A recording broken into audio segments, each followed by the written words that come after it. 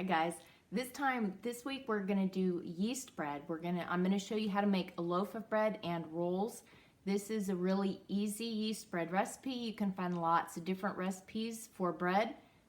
This is just the easy one I'm gonna go with, and we're gonna go ahead and get started. First thing I need to do is get 2 cups of warm water.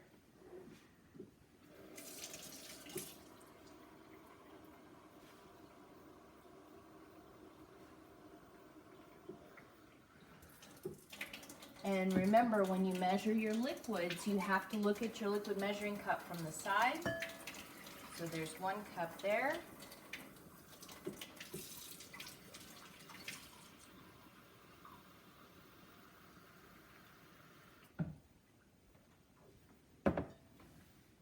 And another cup there. And we're going to go ahead and take the temperature of the water. You want the temperature to be about 110 degrees. So it can activate the yeast. If it gets too hot, it will kill the yeast, and if it's too cool, the yeast won't activate. So we're gonna see. Ooh. Nope, it's right around 97. I'm gonna have to start over.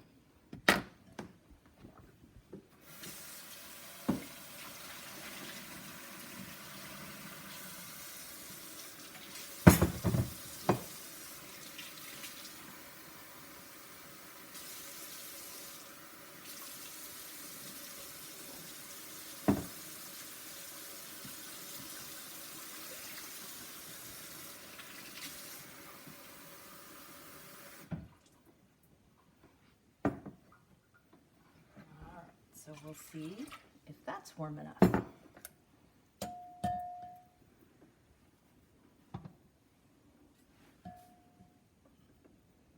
And we're up to about 107. So I think we're going to go ahead and go with that. So we're going to put the 1/2 cup of sugar in. Scoop it out, make sure it's level. And mix it in so it dissolves.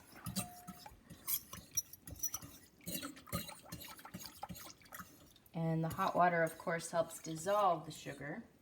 And you put the sugar in with the yeast to help it activate, because the yeast eats the sugar, and that's what feeds it as it grows.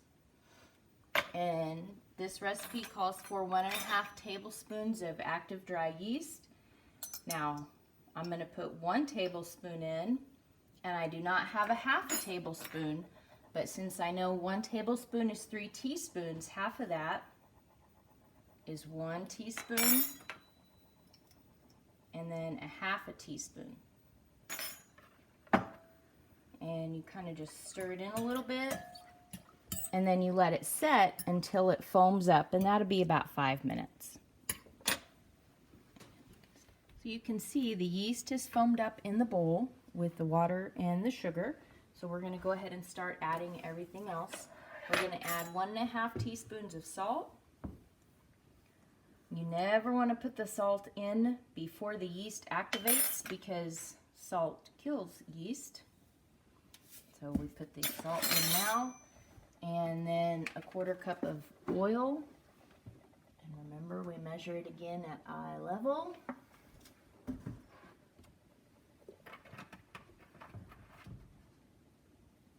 And you just stir that in. And then you start adding your flour 1 cup at a time. About 5 to 6 cups of flour total, but 1 at a time, because you have to gauge how much it is. If you remember when we talked about baking at school, baking depends a lot on the weather. So how much flour you use and how much liquid you use is determined by the weather and the humidity, so you have to be aware of that. You can't just automatically throw in all of the flour that it calls for. So this is my 2nd cup, and we just keep stirring it in.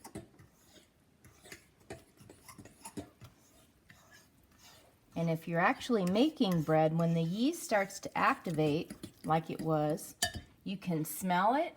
It smells like fresh baked bread if you've ever smelled fresh baked bread. Maybe if you've been to Walmart or Dillon's in the morning and you smell their donuts and their bread baking is kind of what it smells like.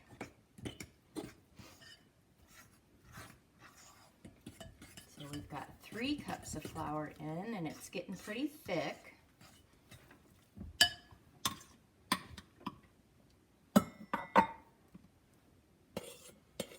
Leveling off each cup of flour as we go.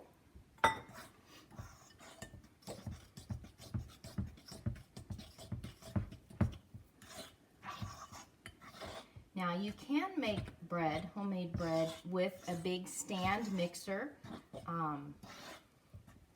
If you have dough hooks with your stand mixer, you cannot do it with a hand mixer. It has to be one of the bigger stand mixers if you have one of those available. But I'm doing it by hand. So if you choose to make bread at home, you can do it however you want to do it. So now I've got 5 cups of flour in.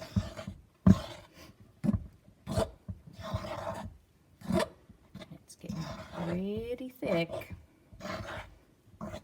Probably about time to start using my hands on it.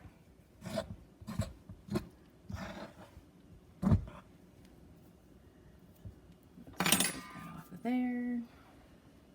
Get rid of my watch.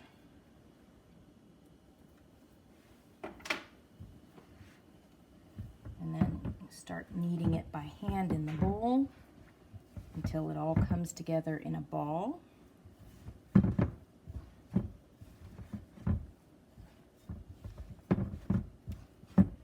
And it's still pretty sticky, so I'm going to go ahead and grab some more flour.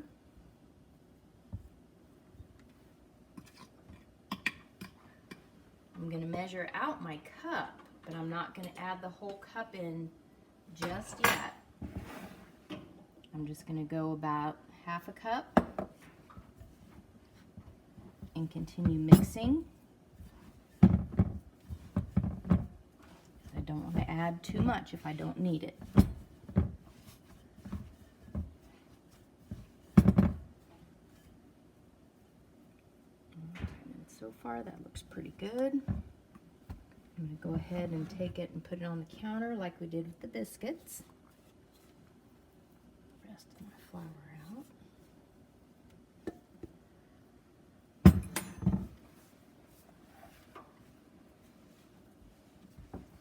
And yeast bread is a little different than biscuits. With the biscuits, you had to be pretty delicate when you kneaded it. You couldn't knead it a whole lot of times.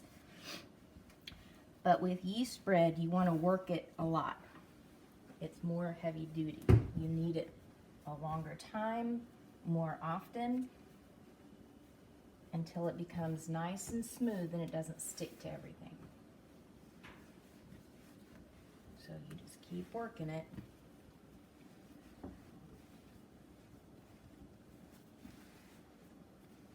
Fold and turn just like you did with the biscuits.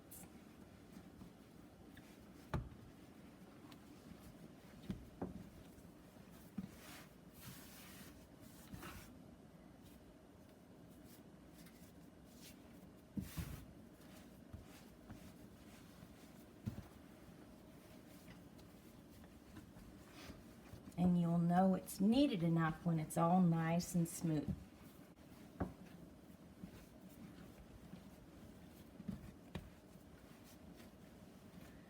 Okay, I'm going to go ahead and stop kneading now.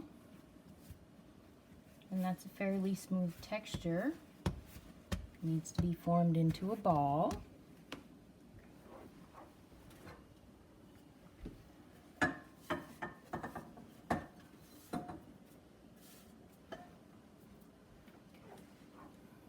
And now it has to raise. Yeast dough has to raise twice. So for this first time, you're going to grease your bowl pretty good. You can use a spray, you can use a liquid, you can use margarine, butter, whatever you want to use is fine.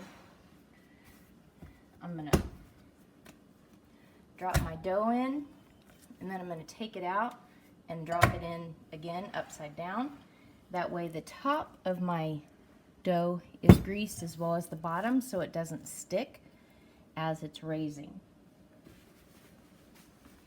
And then I'm going to cover it. I'm going to use plastic wrap. I find that works pretty good. You could use foil, you could use a damp towel. Just depends what you have available. You don't want to seal it, you just want to lay it on top. That way it doesn't dry out. If you seal it, then the bread doesn't have room to raise. So it's going to raise in a warm area for about an hour until it's about double in size. Looking at the dough, it's ready. I had placed it on the warm stove, so it's been about 35 minutes and it's more than doubled in size. So I'm going to go ahead and heat the oven up the rest of the way to bake at 350 while we get the dough going. I'm going to peel the plastic wrap off, and since the dough was oiled on that side, it didn't stick. We punch it down, take it out.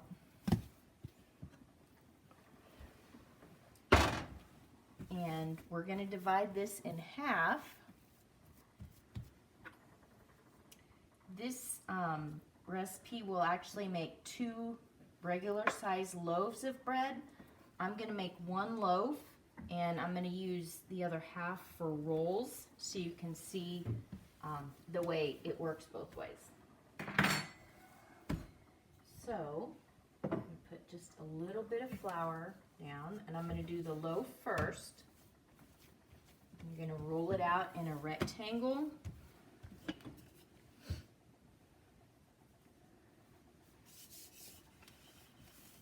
So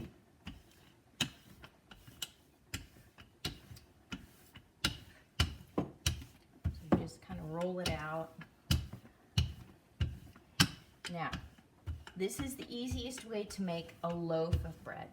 Now, if you wanted to make a flavored bread, this would be the time you could do that. You could sprinkle cinnamon and raisins in it and make cinnamon raisin bread. You could put cheese in it and make cheese bread. You can put seasonings, onion, garlic, anything like that. And because you're going to roll it up, and it will taste, the flavor will be spread throughout the bread. So to do this, you just roll it. And then you kind of pinch that together so it doesn't come unrolled.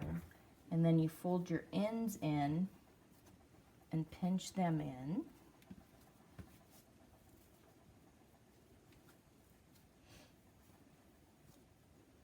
Get it all smooshed together there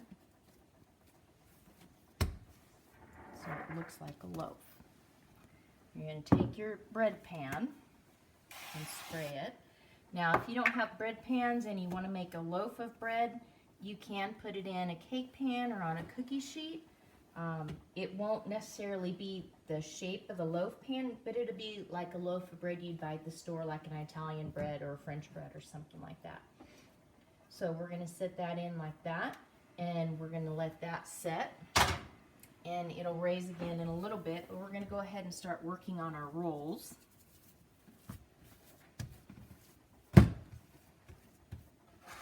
Now, to get rolls, you just break off pieces, and we're going to weigh these. You can weigh them to get them all the same size, or you can eyeball it. About the size of a ping pong ball is usually a pretty good size. I'm going to weigh these, and I'm going to shoot for about an ounce. That's about 1.2, so I'm going to go ahead and go with that. And I'm just going to go ahead and weigh them all out to start. And you want to do that so they're all about the same size. So when you bake them, they bake at the same rate. But then, of course, they're all the same size when you eat them too. And this is how you make a dinner roll that you would have with a meal. So I'm just real quick weighing these out, so they're about an ounce each.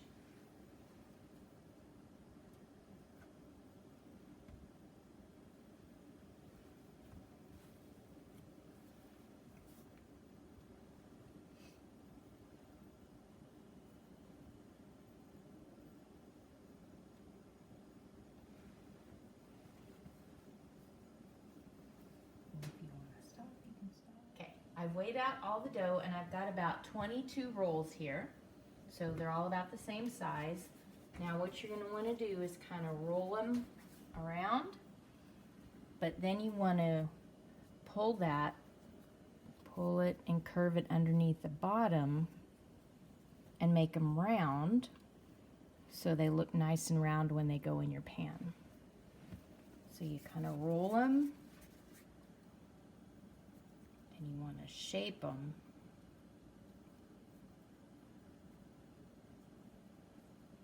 And you get a little better at that the more practice you have. If they're a little misshapen, it's okay too.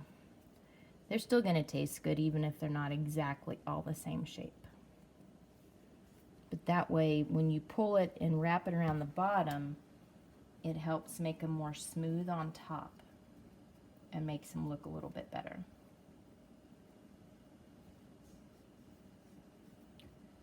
So that's how you do that. Kind of make them all round as you go.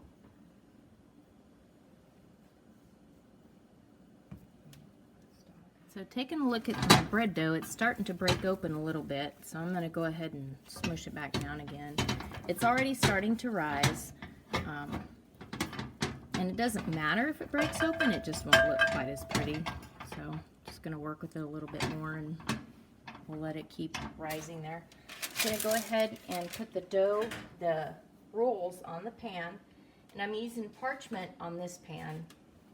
Again, you can use whatever you have. You can use parchment or oil. I used oil on the other, so however it works. I'm just going to lay them on your pan, and they don't necessarily have to touch because they are going to raise again.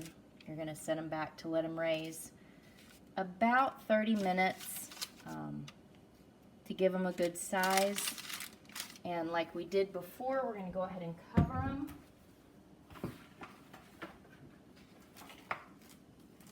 Just so they don't dry out. Okay. Cover the loaf and the rolls. And again, you're not going to seal them, you're just going to lay this on top.